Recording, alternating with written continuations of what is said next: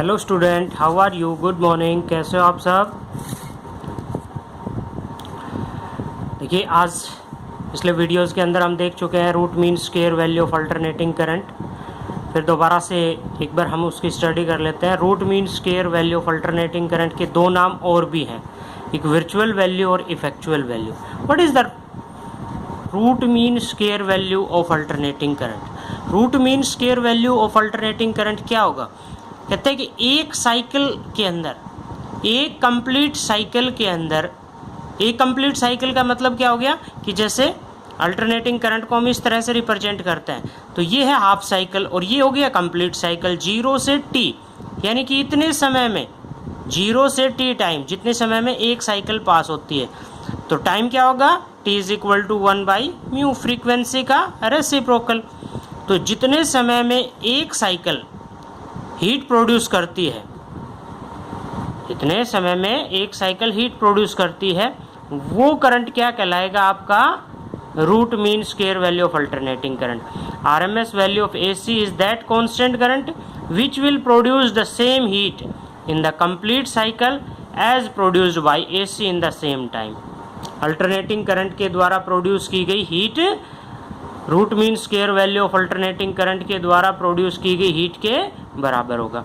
अब Joule's law of heating effect क्या कहते हैं? Joule's law of heating effect H is equal to I square RT। इसी फॉर्मूले को हम एक्सटेंड करेंगे कि मान लिया रूट मीन स्क्वायर RMS, इसकी जगह पे इफेक्चुअल भी लिख सकते थे। H इफेक्चुअल किसके इक्वल होगा? IV भी लिख सकते हैं इफेक्चुअल या virtual value of alternating current RT।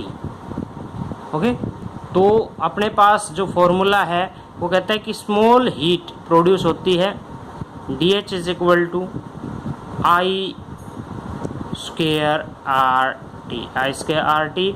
I की जगह पे वैल्यूज पुट करते हैं अल्टरनेटिंग करंट की। अल्टरनेटिंग करंट की वैल्यू जो है वो क्या होती है? I is equal to I not sine omega t. तो इसकी जगह पे हम ये वैल्यू पुट कर दें, I की जगह पे I not sine omega t, और इसका जो है स्क्वायर था तो हम क्या करेंगे? Square sine square omega T. ठीक है, अच्छा जी। और स्मॉल टाइम के लिए है, स्मॉल टाइम के लिए तो dt R into dt। I naught क्या है? Peak value of alternating current. R क्या है? रेजिस्टेंस कांस्टेंट है, तो DH is equal to I not का square R sine square omega t dt। अब इसका हम इंटीग्रेशन कर देंगे। टाइम कहाँ से कहाँ ले रहे हैं? 0 से t। तो जब हम इसका इंटीग्रेशन करेंगे तो अपने पास जो इक्वेशन आएगी, लास्ट इक्वेशन, वो आएगी आपके पास सेम किसके equal? H is equal to alternating current कितनी हीट प्रोड्यूस कर रहा है आपके पास? वो आएगी I नॉट का स्क्वायर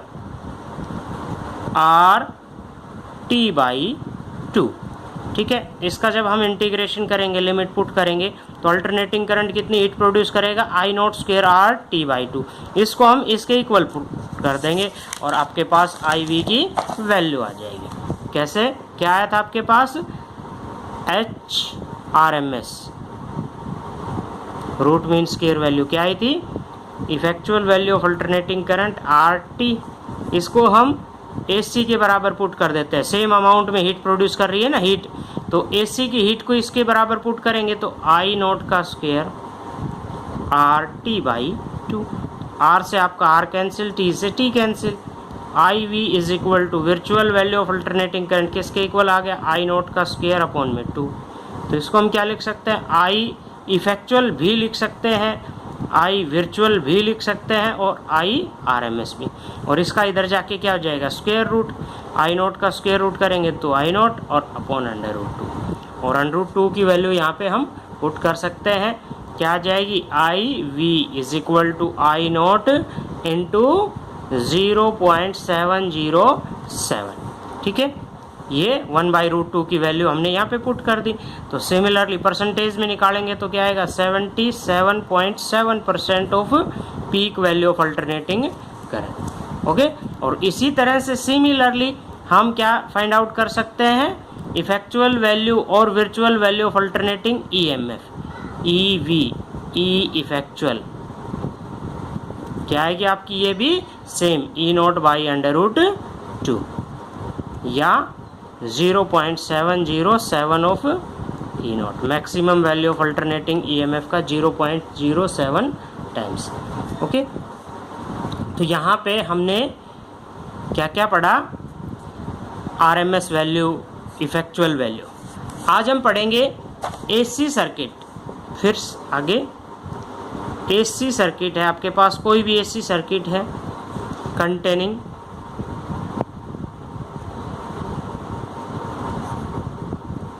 एसी सर्किट कंटेनिंग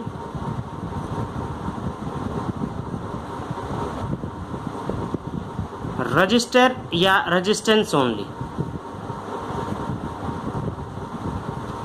एक सर्किट है जिसके अंदर केवल रेजिस्टेंस है, जैसे ये कहें कि रजिस्टर में से, रेजिस्टेंस में से आपकी एसी पास हो रही है। ये जो सिंबल है ये आपका एसी सर्किट के लिए है, ये है आपका आर रेजिस्टेंस। ठीक है, तो वी नो, क्या जानते हैं कि ईएमएफ क्या होती है।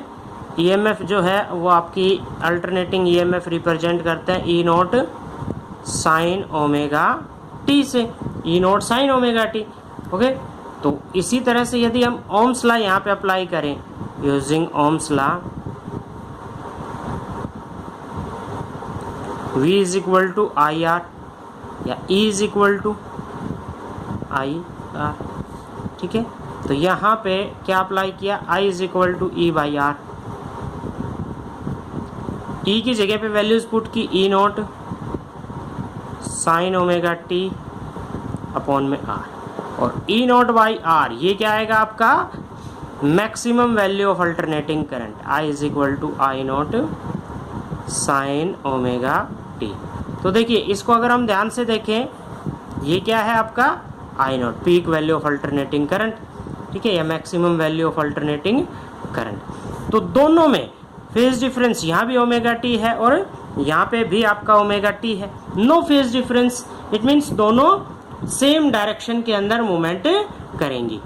आई is equal to E naught sine omega t और I is equal to I naught sine omega t. यदि हम इसका वेव डायग्राम बनाएं या फेजर डायग्राम्स, तो पहले तो हम बनाएंगे wave diagram.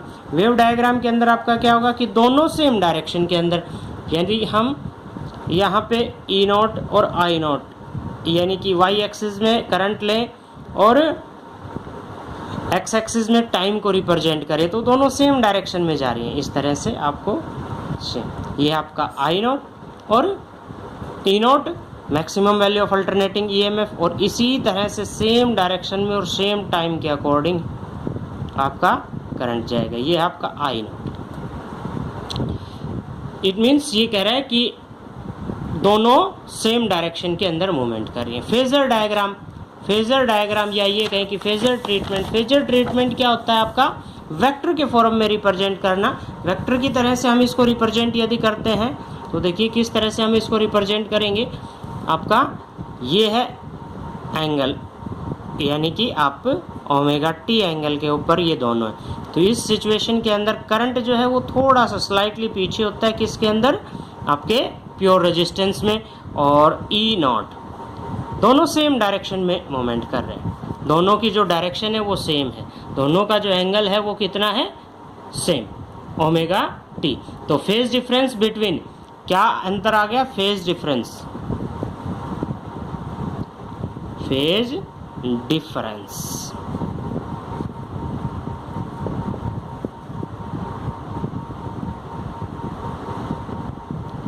Between EMF and current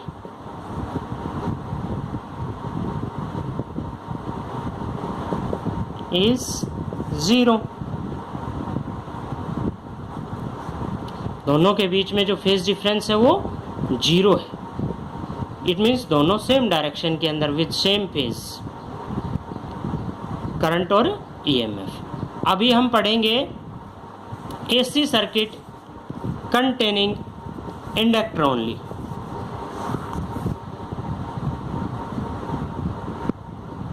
AC circuit containing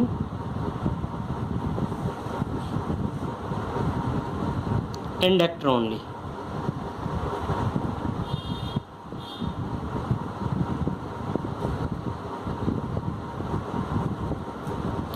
तो इस सिचुएशन के अंदर आपके पास क्या है, इंडक्टर, इसको एसी सप्लाई से कनेक्ट किया हुआ है, इसका inductance coefficient of self induction है L। अच्छा, अब हमें पता है क्या, वे नो EMF किसके इक्वल होती है, इंडक्टर की, E is equal to minus L DI/dt, E is equal to minus L DI/dt। और अल्टरनेटिंग EMF को कैसे रिप्रेजेंट करते हैं, E naught sine omega t, E naught sine omega t. तो इस सिचुएशन के अंदर देखो, जो EMF प्रोड्यूस होगी वो बैक EMF है आपके अंदर, तो बैक EMF का मतलब यहाँ पे आ गया माइनस E के इक्वल।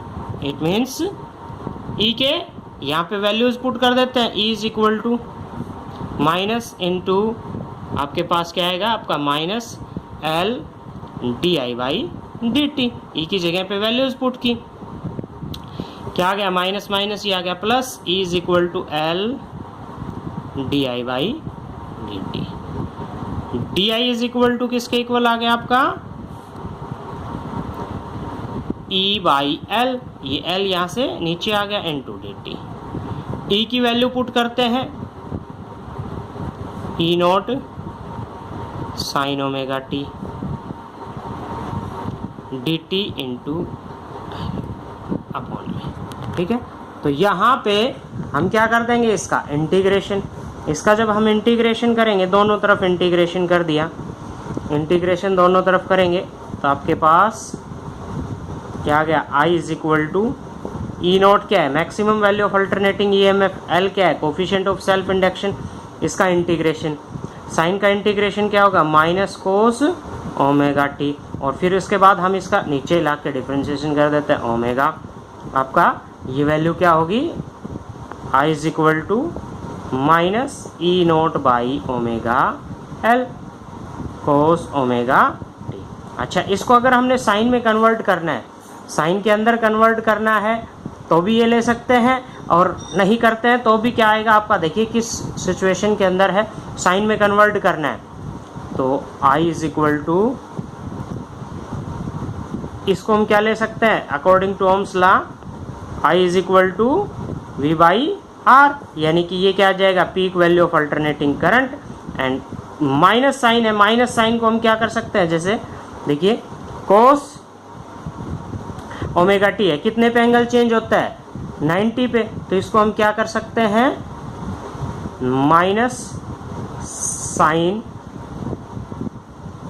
90 या π/2 minus omega t, cos omega t को क्या लिख सकता हूं मैं, साइन 90 माइनस, तो ये इधर आके क्या हो जाएगा आपका प्लस का, यानी कि आपका I is equal to I not sine omega t minus π/2, 90 को π/2 भी हम लिख सकते हैं। तो दिस शो दैट, यहाँ पे आप क्या देख रहे हैं, यहाँ पे आप एक वैल्यू जिसको अगर हम कंपेयर करते हैं किससे, E इज इक्वल टू क्या रखा था आपने, E naught sine omega t, E is equal to E naught sine omega t, और यहाँ पे क्या वैल्यू आई है, I not sine omega t minus π/2।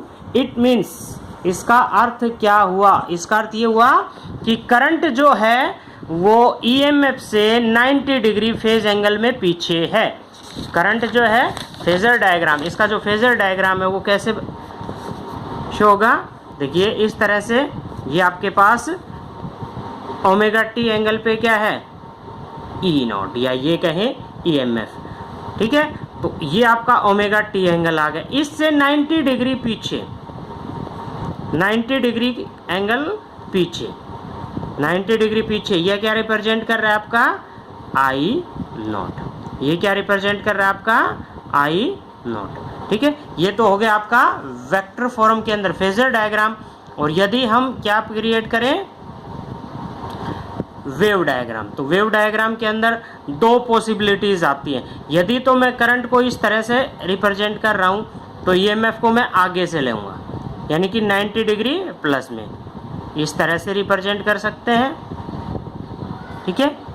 और यदि पीछे से लेते हैं तो पीछे से आपका ये आ जाएगा कि जैसे ये आपका क्या आ गया, ईएमएफ, तो करंट जो है वो आप पीछे से स्टार्ट करोगे इस तरह से। ये आपकी ई नॉट और ये आपका आई नॉट, ठीक है। तो यहाँ पे हमने क्या पढ़ा कि एक एसी सर्किट है जिसके अंदर इंडक्टर है, केवल इंडक्टर है। तो इंडक्टर के केस में क्या करेंगे कि करंट लैग्स बिहाइंड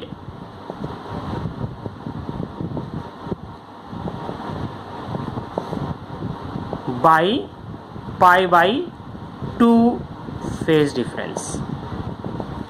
कई बार क्वेश्चन में पूछ लिया जाता है what is the phase difference between current and EMF in case of inductor. Inductor के केस में कितना फेज डिफरेंस है, पाई बाई 2 का, ठीक है। Okay, bye.